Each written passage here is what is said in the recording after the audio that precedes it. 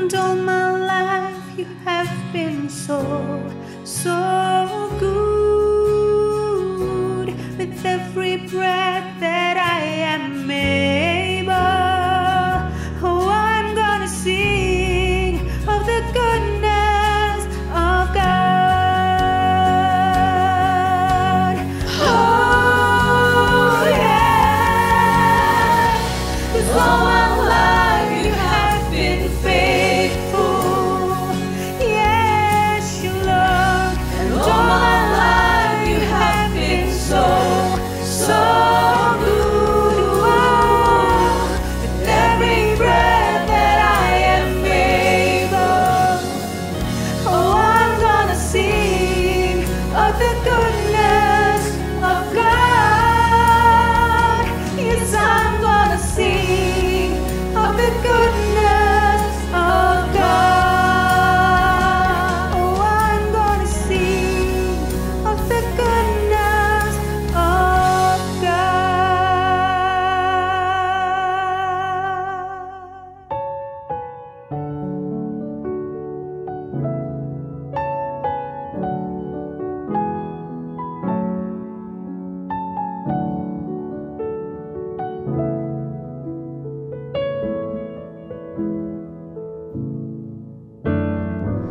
There may be storms that won't move out the way, and trials will come to only test my faith. What I've learned about your favor, your mercy and your grace, is they go on forever. They're sufficient for today. When I'm worried about tomorrow, I won't be overwhelmed. And the burdens that I've carried, I will choose to lay them down. 'Cause what I've learned about your favor, your mercy and your grace, as they go on forever, they're sufficient for today. Hallelujah, hallelujah, hallelujah, it's sufficient for today.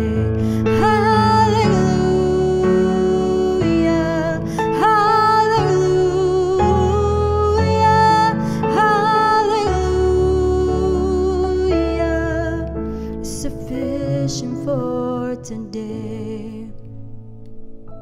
In the joy and in the sorrow, I find you just the same. And behind my darkest mornings, there's a peace I can't explain. I'm so grateful for your favor, your mercy and your grace.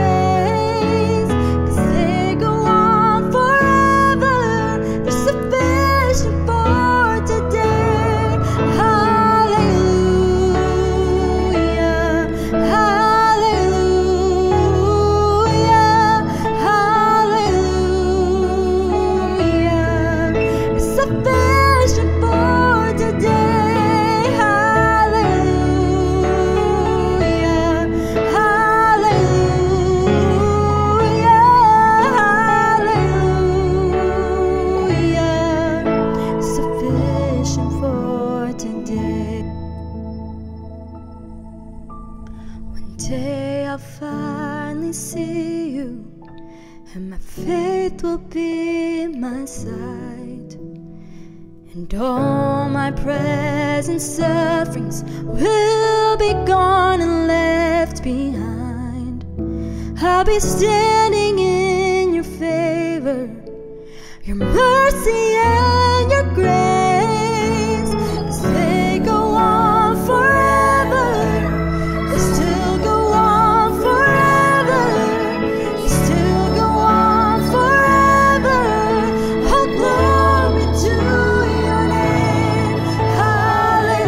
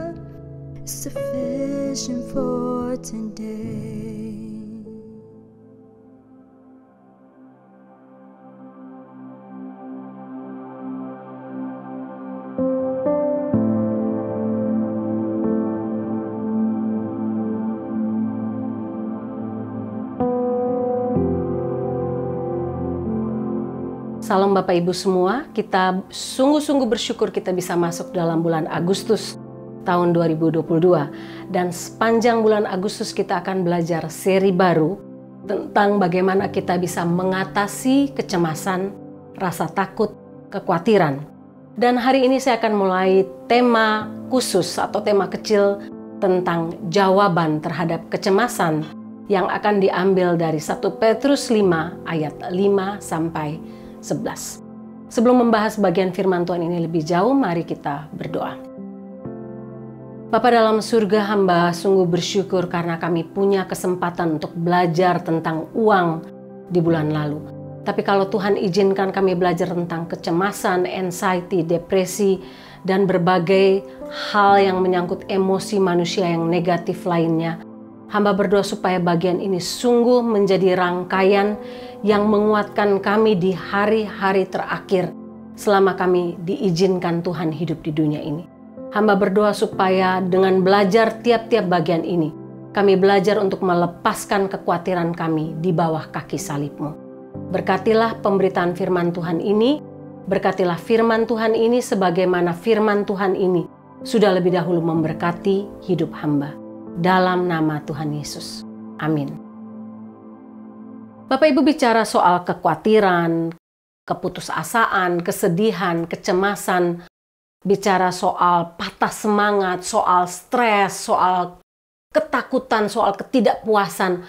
Semua kata-kata ini bicara soal emosi manusia yang sebenarnya sangat-sangat berhubungan dengan masalah spiritual atau kerohaniannya. Dan semua kategori kata yang saya sebut tadi ini dirangkum oleh Petrus, oleh Rasul Petrus dalam satu ayat. Dalam 1 Petrus 5 ayat 7. Serahkanlah segala kekhawatiranmu kepadanya, sebab ia yang memelihara kamu. Bapak Ibu, anxiety adalah masalah terbesar di Amerika dan kota-kota besar lainnya di dunia. Dan makin meledak atau makin melunjak sejak tahun 2020 ketika COVID merebak. Sehingga tawaran untuk counseling terhadap orang tua, orang muda, anak-anak untuk mengatasi kecemasan, kekhawatiran mereka ini makin meningkat. Di sekolah saya punya anak yang masih high school, hampir tiap hari dari tahun 2020 sampai sekarang. Orang tua dikirim email bagaimana orang tua harus mengatasi anak-anak yang hidup dalam anxiety, kekhawatiran, ketakutan, depresi. Bagaimana kalau kita tidak mengatasinya dan kita tidak bisa mengatasinya, sebaiknya kita segera membawanya kepada konselor di sekolah maupun di tempat-tempat yang sudah mereka tunjuk. Sehingga Bapak Ibu, masalah ini tidak hanya menjadi masalah orang tua, tapi masalah anxiety, kekhawatiran, ketakutan menjadi masalah semua umur dalam semua strata sosial, strata ekonomi apapun. Di North America dan di Kanada, dua negara ini, 43% penduduknya adalah orang-orang yang mengidap anxiety. Sehingga anxiety ini adalah hal yang boleh dibilang populer di tengah-tengah negara ini. Bayangkan separuh populasi dari kedua negara ini mengalami anxiety. Tahun 2002, Paxil dan Zoloft adalah dua obat antidepresan yang paling populer, merupakan top 10 dari prescription yang diorder oleh orang-orang di Amerika dan di Kanada. Total dua obat itu Bapak Ibu penjualannya hampir 5 billion US dollar. Bayangkan Bapak Ibu, sehingga anxiety, panic disorder dan teman-temannya, kekhawatiran, kecemasan, keputusasaan, depresi, stres dan sebagainya.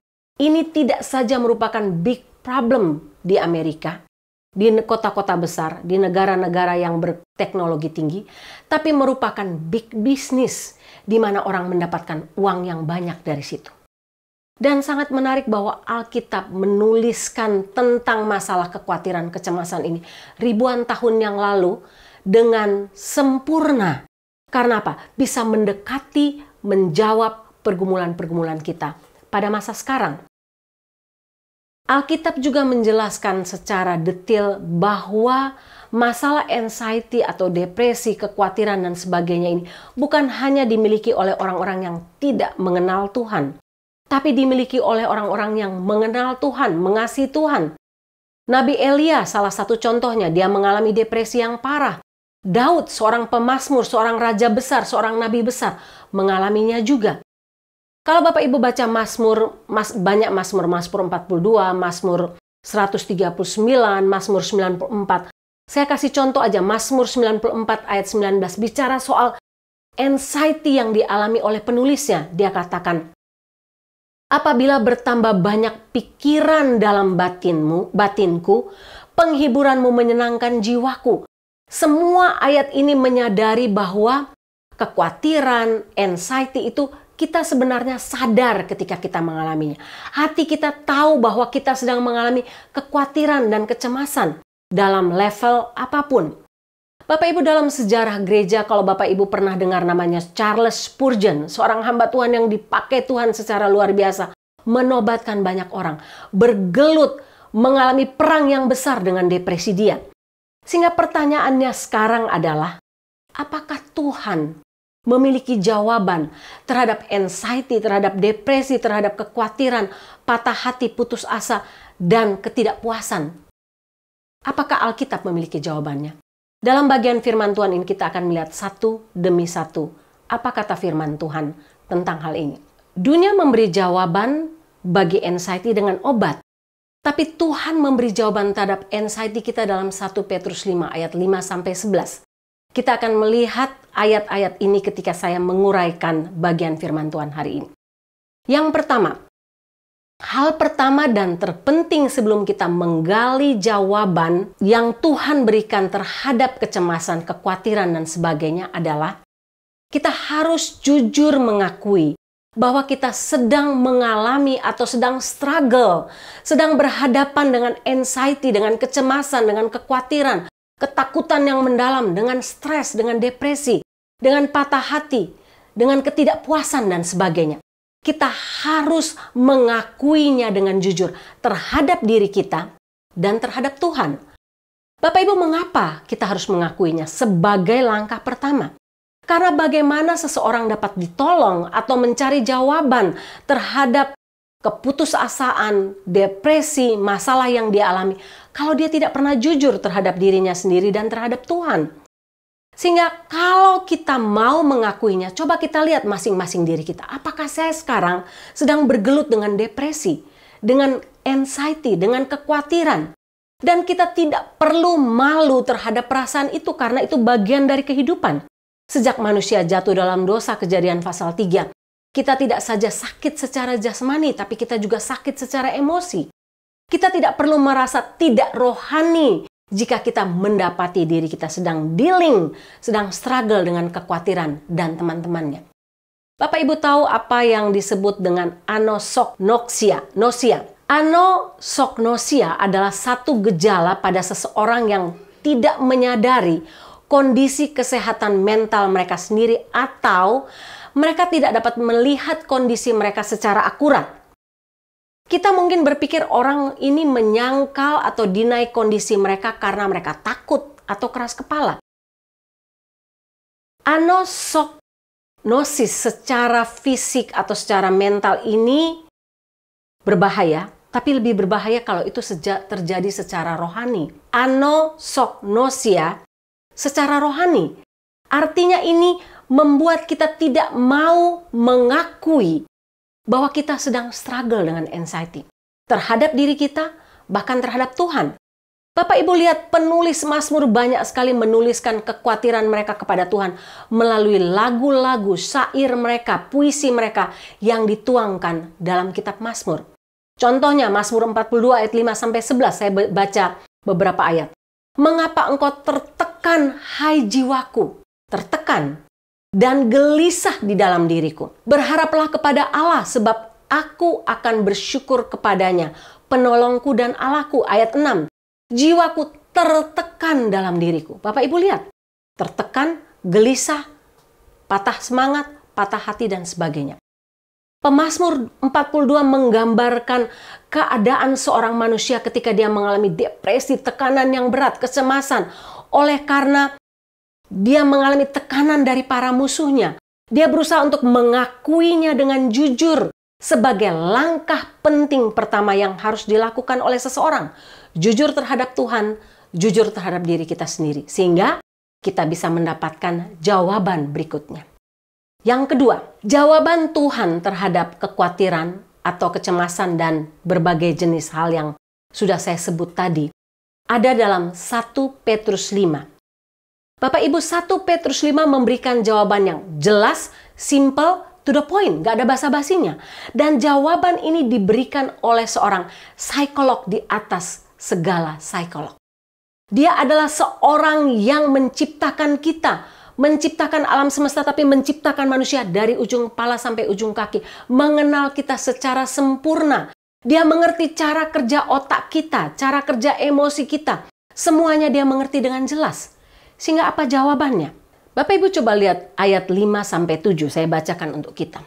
Demikian jugalah kamu, hai orang-orang muda, tunduklah kepada orang-orang yang tua, dan kamu semua rendahkanlah dirimu seorang terhadap yang lain. Sebab Allah menentang orang yang congkak, tapi mengasihani orang yang rendah hati.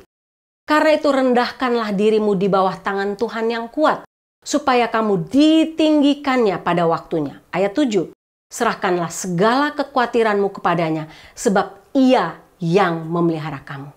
Bapak Ibu, apa jawabannya yang Tuhan berikan dalam ayat-ayat ini? Jelas hanya satu Bapak Ibu jawabannya. Rendahkanlah hatimu, rendahkanlah dirimu.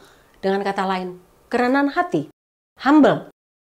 Bapak Ibu lihat ayat 5 dan 6. Bapak Ibu lihat sebelumnya ayat 5 dan 6 ini ditulis sebelum ayat 7, serahkanlah segala kekhawatiran. Sebelum ayat 7 kita menyerahkan kekhawatiran kepada Tuhan. Ayat 5 dan 6 katakan apa? Tunduklah kepada orang-orang yang tua. Rendahkanlah dirimu seorang terhadap yang lain. Allah menentang orang yang congkak, mengasihi orang yang rendah hati. Rendahkanlah dirimu di bawah tangan Tuhan yang kuat. Sebelum kita dapat menyerahkan anxiety kita, menyerahkan kekhawatiran kita kepada Tuhan, kita harus merendahkan diri kita satu dengan yang lain dan merendahkan diri kita di bawah tangan Tuhan yang kuat. Bapak Ibu bertahun-tahun menjadi orang Kristen, tiap kali saya baca ayat ini saya hanya ambil ayat 7. Saya tidak pernah lihat ayat 5, 6 yang justru merupakan jawabannya. Saya hanya mengutip, serahkanlah segala kekhawatiranmu kepada Tuhan sebab Ia yang memelihara kamu. Tapi sebenarnya jawabannya ada dalam ayat 5 dan 6. Mengapa? Karena Tuhan memberikan solusi untuk kecemasan, untuk kekhawatiran sebelum kita dapat menyerahkannya kepada Tuhan. Kita tidak saja harus mengakui dengan jujur bahwa kita sedang struggle dengan kekhawatiran, dengan kecemasan, dengan depresi dan sebagainya. Tapi kita harus merendahkan diri kita kepada Tuhan, kepada satu dengan yang lain. Bapak Ibu, kalau kita bisa membalikkan pernyataan ini dengan kalimat pertanyaan, kira-kira begini. Mengapa hati kita penuh dengan kekhawatiran? Mengapa Bapak Ibu? Jawabannya hanya satu. Karena pride, karena kesombongan diri. Pernahkah terbersit dalam pikiran kita kalau masalah kecemasan, kekhawatiran, stres, ketidakpuasan hati, patah hati, putus asa yang sedang kita alami saat ini, akarnya adalah pride, kesombongan kita? Tidak, bukan? Saya pun baru menemukannya ketika saya mempelajari bagian ini dengan teliti. Banyak kali ketika seseorang dealing dengan patah hati, kekhawatiran, depresi, para psikolog akan mengatakan, oh itu karena dia sedang mengalami low self-esteem. Tapi sebenarnya tidak. Jawabannya datang dari seorang yang mengenal kita dengan akurat. Yang mengenal dan tahu siapa kita dengan jelas. Pencipta kita. Dialah yang memberi jawaban. Bahwa akar dari kekhawatiran kita adalah ketinggian hati, kesombongan, pride. Dan bukan rasa rendah diri. Dia adalah psikolog terbesar di dunia yang mengatakan bahwa akar anxiety kita adalah pride. Memang hati kita sering menipu diri kita sendiri Bapak Ibu. Seperti yang ditulis oleh Yeremia pasal 17 ayat 9. Betapa liciknya hati, lebih licik daripada segala sesuatu. Hatinya sudah membatu, siapakah yang dapat mengetahuinya? Bapak Ibu, ketika hati kita penuh dengan kekhawatiran, hati kita menjadi licik. Kita tidak dapat melihat kebenaran bahwa Tuhan sudah memberikan jawabannya terhadap kekhawatiran kita. Jangan hidup dalam kesombongan, hidup dalam kerendahan hati. Mengapa Tuhan mengatakan kerendahan hati adalah jawabannya, Bapak Ibu? Karena jikalau kita tidak merendahkan hati kita di bawah tangan Tuhan yang kuat, seringkali itu merupakan sign, merupakan tanda bahwa kita mau menjadi tuan atas diri kita sendiri. Kita mau menjadi tuan atas orang lain. Kita mau mengontrol jalan hidup kita. Apa yang terjadi terhadap hidup kita, terhadap kesehatan kita, terhadap finansial kita, terhadap semua jalan hidup kita. Kita mau, oh Tuhan, aku yang atur. Kita menganggap Tuhan tidak tahu apa-apa tentang hidup kita. Tuhan tidak mengerti apa yang sedang kita alami, apa yang sedang kita khawatirkan, kita cemaskan. Tuhan tidak peduli dengan hidup kita. Tuhan tidak punya kuasa. Tuhan tidak dapat menolong. Atau masalah kita terlalu sukar bagi Tuhan. Masalah kita atau sebaliknya terlalu sepele untuk dipedulikan Tuhan. Atau saya tidak percaya akan kuasa Tuhan mampu menyelesaikan masalah ini. Bapak, Ibu, adakah pikiran-pikiran ini benar? Tentu tidak sama sekali, Bapak, Ibu. Tuhan tahu semua hal. Tuhan tahu hidup kita. Tahu pergumulan kita, besar dan kecil. Tuhan tahu masa lalu kita yang kita khawatirkan. Masa sekarang, masa depan yang kita khawatirkan. Tuhan tahu semua hal. Tidak ada yang tersembunyi dan terlalu sukar bagi Dia. Persoalannya ada pada kita, Bapak Ibu. Yaitu apa? Kesombongan kita, pride kita, menutup mata kita sehingga membuat kita hidup dalam kekhawatiran. Kesombongan itu membuat kita ingin mengontrol hidup kita dan berpikir bahwa saya dapat mengendalikan semua yang terjadi di sekitar saya. Saya dapat mengendalikan semua hal dengan kekuatan saya sendiri. Dan karena pride itu, kita memegang erat-erat persoalan kita, kekhawatiran kita, kecemasan kita. Kita tidak mau menyerahkannya kepada Tuhan. Bapak Ibu baca sekali lagi ayat 5. Tuhan menentang orang congkak, tapi mengasihi orang yang rendah hati. Saya suka sekali tulisan yang ditulis oleh William Barry. William Barry ini adalah seorang licensed mental health counselor yang menuliskan buku khusus berbicara tentang relasi antara anxiety dengan kesombongan. Dia katakan demikian. Berusaha mengontrol adalah sesuatu yang paradoks. Kita percaya bahwa dengan mengontrol kendali akan memberi kita rasa aman dan bahagia. Namun justru sebaliknya, kontrol akan menghasilkan ketidakbahagiaan, kecemasan, dan kekhawatiran yang berlebihan. Dalam perawatan klien dengan masalah kecanduan, depresi, masalah perkawinan, kecemasan, dan masalah kemarahan yang akut, kami mendapati benang merah yang sama. Itulah kontrol.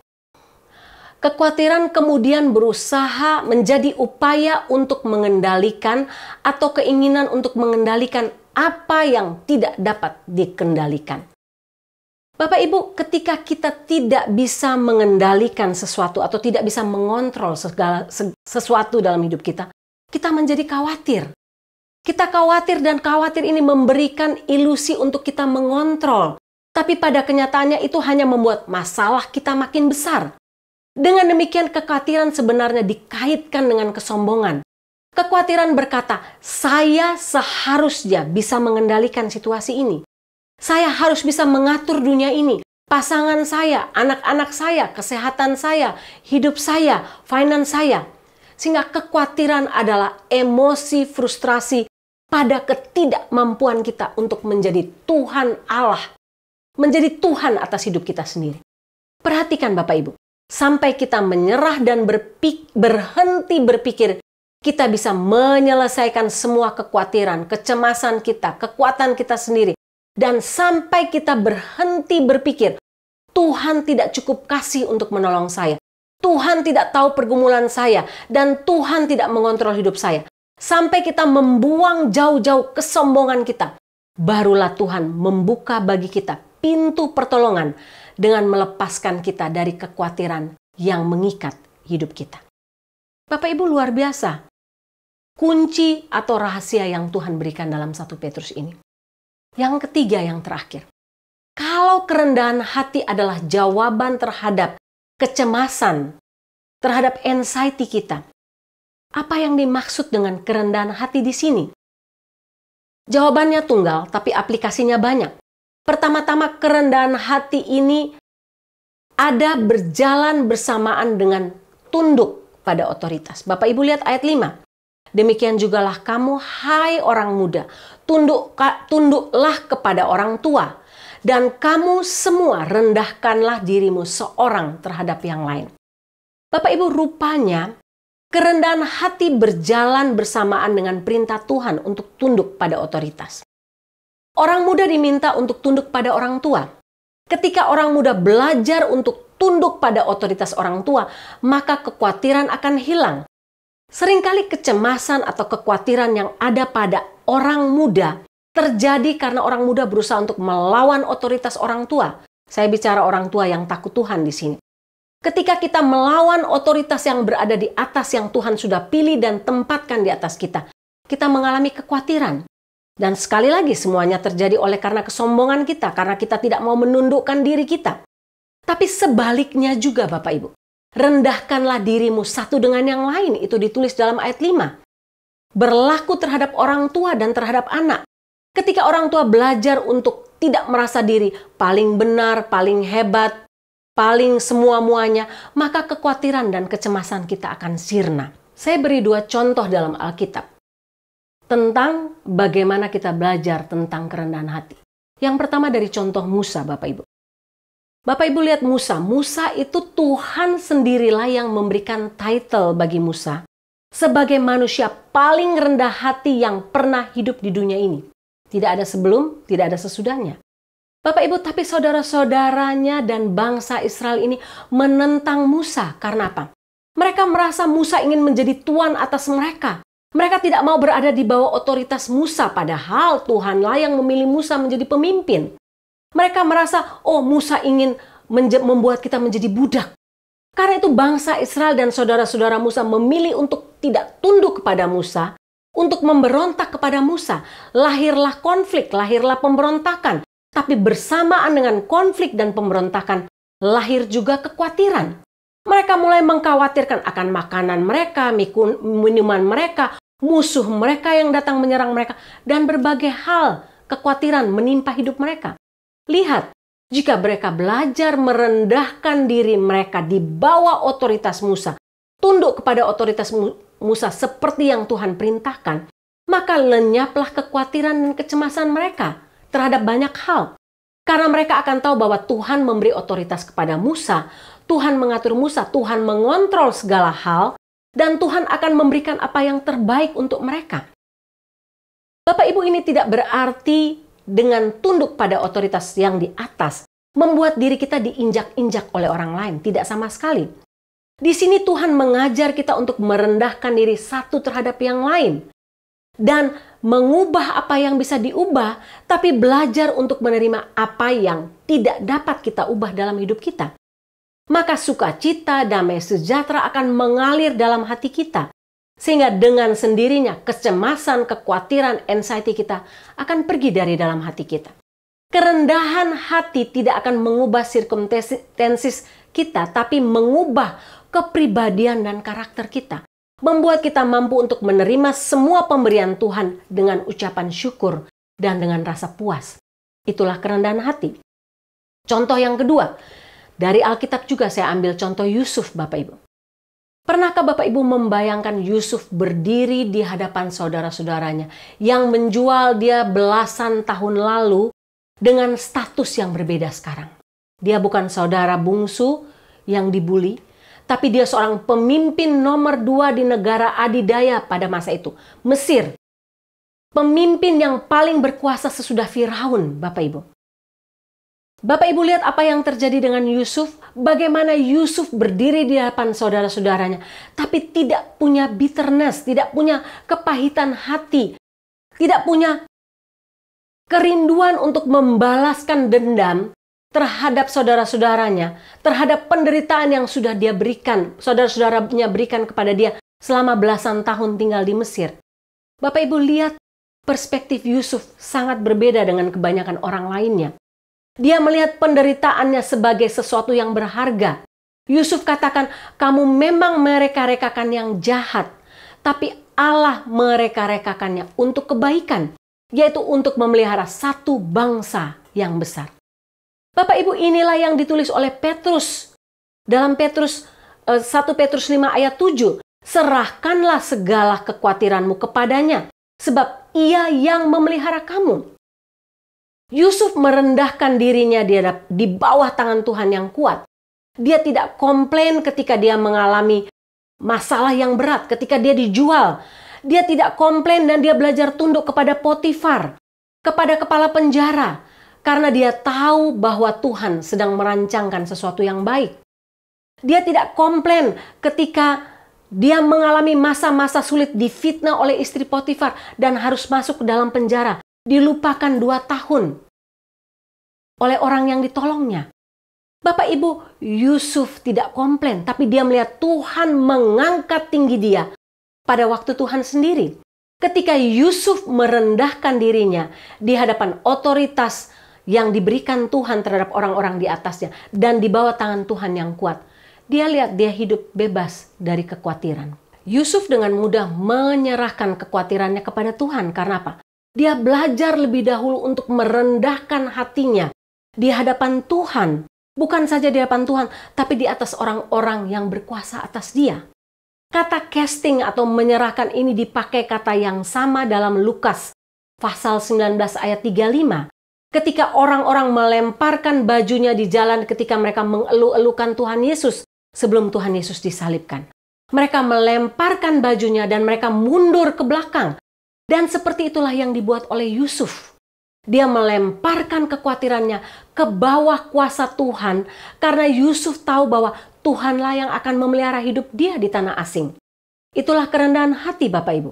Ketika kita melemparkan semua kekhawatiran kita yang selama ini kita pikir bisa kita handle dan menyerahkannya ke dalam tangan Tuhan yang berkuasa. Itulah ekspresi kerendahan hati. Jika kita tidak membuangnya, kita sedang mempertahankan pride atau kesombongan kita. Pride dan kesombongan kita membuat kita menahan diri kita untuk bisa melemparkan kekhawatiran kita ke dalam tangan Tuhan. Bapak Ibu, saya memberikan 3 saran praktis sehubungan dengan bagian firman Tuhan ini. Bagaimana kita bisa merendahkan diri terus-menerus di hadapan Tuhan, di hadapan sesama, dan di hadapan otoritas yang Tuhan taruh dalam hidup kita. Yang pertama, bersikaplah bijak dan hati-hati. Ingatlah bahwa kebanyakan orang memikirkan diri mereka sendiri dan bukan memikirkan diri kita. Bapak Ibu, kita tidak perlu merasa perlu untuk menjadi pahlawan bagi semua orang. Tidak ada yang peduli, tapi alihkan perhatian kita dari apa yang orang lain pikirkan tentang kita kepada apa yang dapat kita lakukan kepada diri kita sendiri. Artinya begini, kadang-kadang kita pikir, oh nanti orang lain pikir saya begini, apa orang lain pikir saya begini, apa orang lain, kita memikirkan apa kata orang tentang kita. Dan ini membuat kita tidak bisa humble, membuat kita tidak bisa lepas dari kekhawatiran. Tanyakan kepada diri kita, keterampilan apa yang bisa saya pelajari, bagaimana saya bisa membantu orang lain, bagaimana saya bisa berkontribusi kepada komunitas saya. Jangan pikir apa kata orang lain tentang kita. Percuma Bapak Ibu. Karena itu hanya akan menambah kekhawatiran kita. Yang kedua, latihlah diri kita untuk mendengarkan orang lain dengan empati. Mendengarkan mereka yang sedang susah, yang sedang bergumul dengan penuh rasa empati dan simpati. Kalau kita mendengarkan, belajar memberi telinga kita untuk mendengarkan orang lain, kita akan belajar bahwa oh, kesusahan kita itu nothing dibanding dengan mereka. Oh, ternyata kita lebih beruntung. Oh, ternyata saya bisa buat sesuatu untuk menolong kita. Sehingga rasa empati ketika kita mendengarkan orang lain itu menolong diri kita untuk humble dan menolong diri kita untuk melepaskan kekhawatiran, anxiety, dan berbagai hal negatif dari dalam diri kita. Bantulah orang lain, maka kita akan melihat kita dilepaskan dari kekhawatiran kita. Yang ketiga, yang terakhir, latihlah rasa ucapan syukur kita. Bapak Ibu, apa yang kita syukuri? Coba pikirkan. Penelitian menunjukkan bahwa dengan mempraktekkan rasa syukur, gratitude, adalah teknik yang ampuh untuk memperkuat atau menambah rasa bahagia dalam hati kita. Otak kita ini sulit untuk berpikir positif. Yang sering ada adalah hal-hal negatif. Apa yang tidak saya miliki? Saya kurang ini, saya kurang itu. Sehingga orang yang rendah hati ini dapat bersyukur terhadap apa yang mereka miliki. Mereka dapat menghitung semua berkat Tuhan yang Tuhan berikan dalam hidup mereka. Bapak Ibu coba lihat sekeliling hidup Bapak Ibu. Bapak Ibu akan menghitung begitu banyak berkat Tuhan yang Tuhan berikan secara gratis dalam hidup kita. Oksigen, sinar matahari, orang-orang yang baik, kesehatan kita, keluarga kita, dan berbagai banyak hal lain yang patut kita syukuri tiap-tiap hari dalam hidup kita. Ketika kita bersyukur, kita diberi kerendahan hati oleh Tuhan. Ketika kita diberi kerendahan hati oleh Tuhan, kita mampu untuk menyerahkan kekhawatiran kepada Tuhan, dilepaskan dari kekhawatiran dan sebagainya. Bapak Ibu, kita mungkin terkejut bagaimana mempraktekkan kerendahan hati dapat membebaskan energi kita, membantu kita untuk berhenti khawatir dan hidup kita menjadi memuliakan Tuhan. Saya percaya di antara kita tidak ada seorang pun ingin hidup terus-menerus dalam kekhawatiran, kecemasan, ketakutan, patah hati, depresi, dan sebagainya. Mari kita belajar satu hal hari ini. Belajar untuk hidup dalam kerendahan hati. Maka kita akan mampu menyerahkan segala kekhawatiran kepada Tuhan. Karena apa? Dialah yang akan memelihara hidup kita. Mari kita berdoa. Tuhan, hamba sungguh-sungguh diberkati oleh kebenaran firman Tuhan hari ini. Dan hamba percaya sebagaimana hamba diberkati, dikuatkan, bertobat lagi terhadap kebenaran ini. Hamba percaya firman Tuhan hari ini juga akan menjadi berkat untuk tiap Bapak Ibu yang mendengarkannya. Hamba berdoa Tuhan angkat tiap kekhawatiran kami semua dengan cara membawa kami, merendahkan diri kami di hadapan tangan Tuhan yang kuat. Sehingga kami beroleh kelegaan dari kekhawatiran, kecemasan, dan hal-hal lain yang merusak hidup kami. Hamba berdoa Tuhan tolong kami untuk melakukan kebenaran firman Tuhan ini dengan kekuatan Roh Kudus-Mu. Dalam nama Tuhan Yesus. Amin.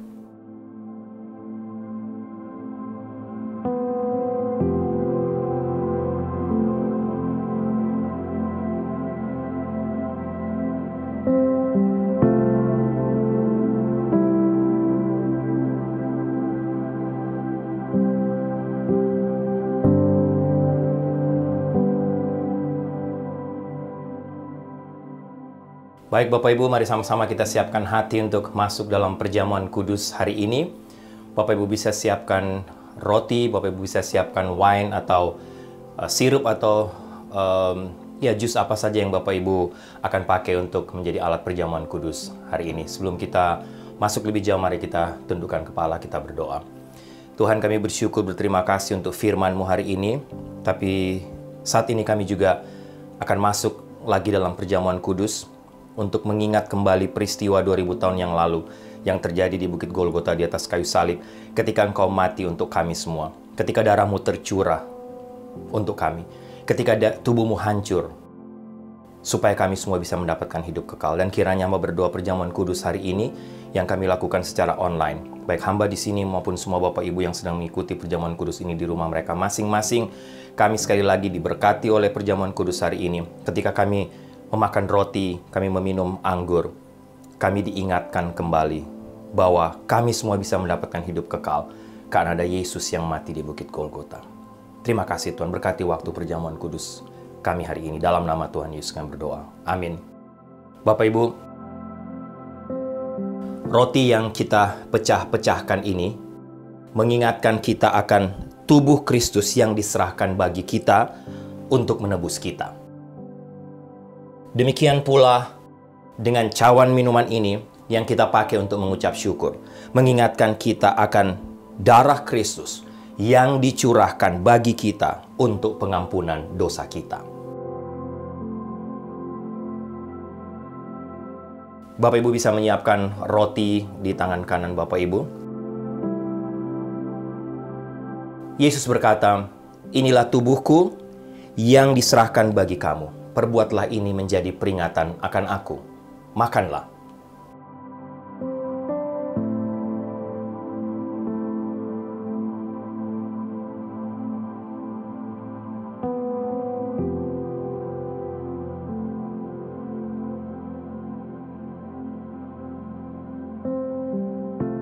Bapak Ibu bisa mengambil sirup, jus, atau wine yang Bapak Ibu telah siapkan. Bapak Ibu pegang di tangan kanan Bapak Ibu. Pada malam yang sama, Yesus juga berkata, "Cawan ini adalah perjanjian baru yang dimeteraikan oleh darahku. Perbuatlah ini setiap kali kamu meminumnya, menjadi peringatan akan aku. Minumlah."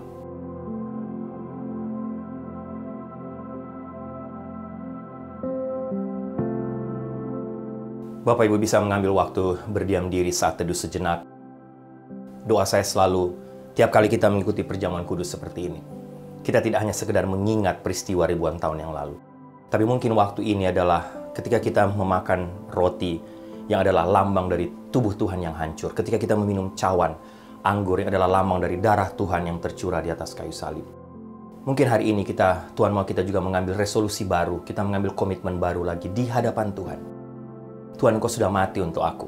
Engkau sudah mati di atas kayu salib. Inilah waktunya untuk aku juga terus hidup dalam kekudusan, dalam makin melayani Engkau, makin mengasihi Engkau, dan makin menghormati Engkau, hidup terus dalam kekudusan dan hidup takut akan Engkau. Mari kita berdoa sekali lagi Bapak Ibu. Tuhan, kami bersyukur, terima kasih untuk perjamuan kudus hari ini. Hamba berdoa untuk semua kami, semua Bapak Ibu yang sudah mengikuti perjamuan kudus hari ini. Seperti yang hamba sampaikan tadi, kiranya hari ini kami semua ada waktu untuk kembali merenungkan peristiwa di atas Bukit Golgota. 2000 tahun ribuan tahun yang lalu. Tapi hari ini juga mungkin adalah waktu di mana kami semua harus mengambil komitmen baru, resolusi baru di hadapan Tuhan. Apa yang harus kami lakukan? Bagaimana kami harus hidup di hadapan Engkau di tengah zaman, di tengah masa-masa dunia yang penuh dengan pergumulan, penuh dengan tantangan sekarang. Kami mengambil satu komitmen untuk terus hidup dalam kekudusan, hidup takut akan Engkau, terus melayani Engkau. Terima kasih Tuhan. Terima kasih untuk perjamuan kudus hari ini, tapi di atas semuanya terima kasih untuk pengorbanan-Mu di atas kayu salib. Dalam nama Tuhan Yesus kami berdoa. Amin.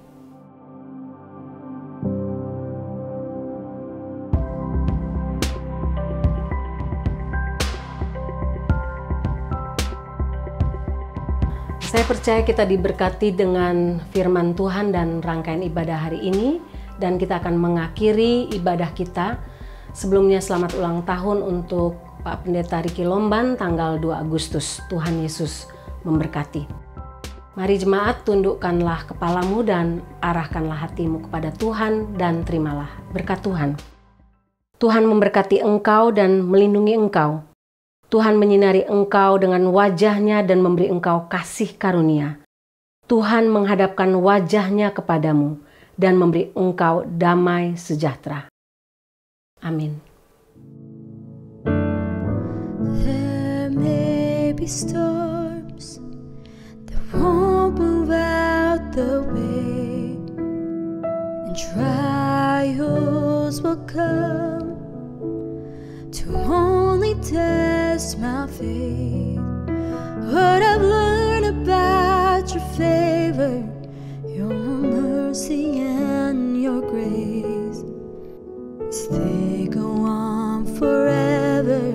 They're sufficient for today. When I'm worried about tomorrow, I won't be overwhelmed. And the burdens that I've carried, I will choose to lay them down. 'Cause what I've learned about your favor, your mercy and your grace, is they go on forever. They're sufficient for today. Hallelujah, hallelujah, hallelujah. It's sufficient for today. Hallelujah,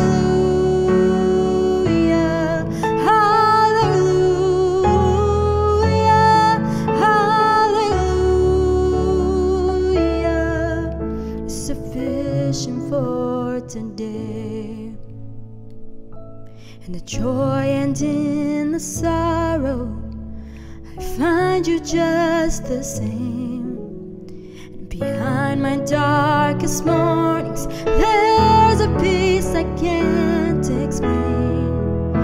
I'm so grateful for your favor, your mercy and your grace, 'cause they go on forever.